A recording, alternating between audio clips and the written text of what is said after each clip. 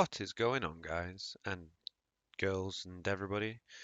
And welcome back to a new series of Roblox. Today we are going to be making a bit of a both worlds. We're going to be making sort of an obstacle course slash simulator game, so everybody's happy. Going to be a bit of coding on both sides. It's going to be a bit more of an intermediate series, but we are going to be helping the beginners and any of the beginners who are struggling. I can sort of link them a video or help them in the comments if they're struggling. So what we're going to do first is we're going to go straight to making the simulator part of the game. So I've just started up a brand new base plate model with the workspace. So I'm going to delete the base plate and I'm going to create a brand new block. Now this block is going to be locked. I'm pretty sure it's the lock. No, it's anchored, sorry, not locked. So now I'm going to go into my plugins because I've got a few plugins. I'm going to be using F3X so I can actually have a little bit more control because I'm used to other development softwares. So I will speed up the process and I'll just make a small little design to start off the simulator. I will see you when I'm there. So, seeing as though it was quite a lot of work to actually build the starting thing to look nice in my eyes, you don't have to go as detailed as this in your version, but I just wanted to I do want to make this as an actual game and maybe release it. So, just for any people who are hoping to hack the game that comes when it comes out, I am going to be encrypting it, so you can be a little bit sad about that. But anybody else, I will be releasing one version on Roblox for people who want to follow along eventually once we're finished.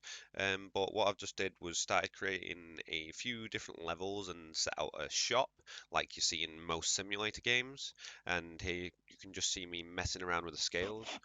Once I've sort of estimated how big or large I want the simulator areas to be, I start messing around with the size of the shop area, and then I just put some walls around because I'm going to be using the negate function in a minute. So here, as you can see, I'm just going to be negating and then unioning with the other part to be able to create a doorway. I was going to add a door that was a pre-model, but then I was like, you know what, we might be able to make one of those or add something cool.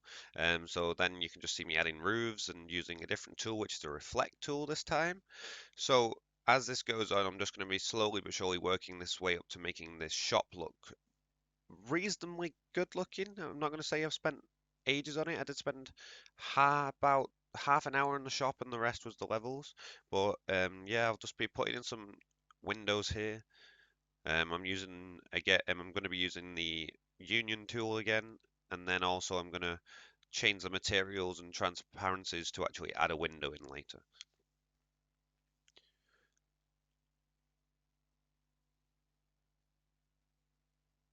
Quite a little bit of work on the window because it's a little bit of tweaking and trying to get it right and then getting the colors right.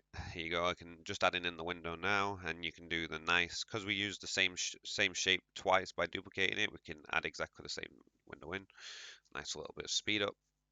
And then now we're just messing around with the level variables and stuff so we can have them nicely ordered for our coding. I'll go through that when we're actually in the next episode. This is just the starting episode.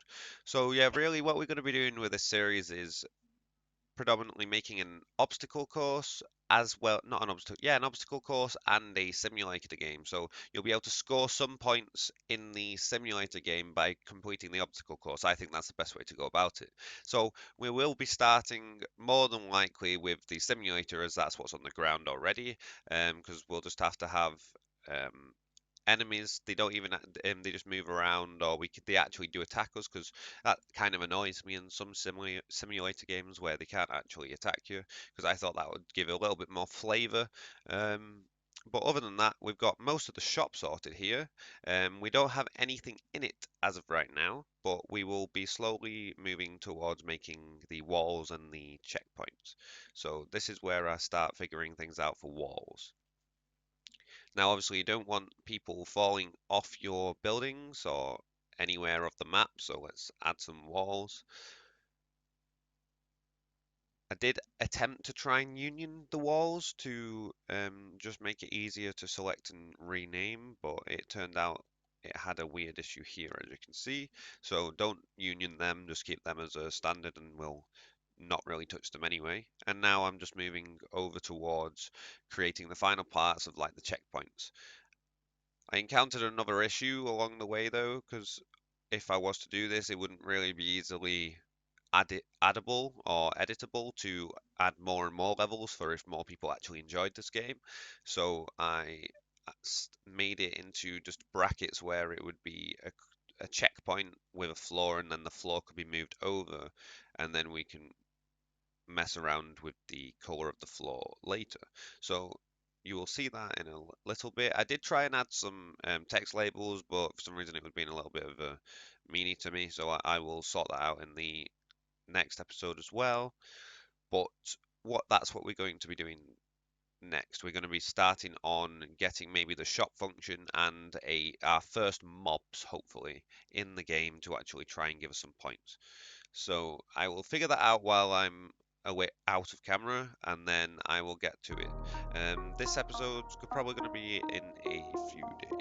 Yeah, I'm different. Nah, I don't fit their system. So let the math class that's a fact. Never backtrack. ADD's my life hack. Addicted to spitting rap. Angels on my back. 111, telling me to carry on. What's a meal? The evil one. Without him, we'd be known.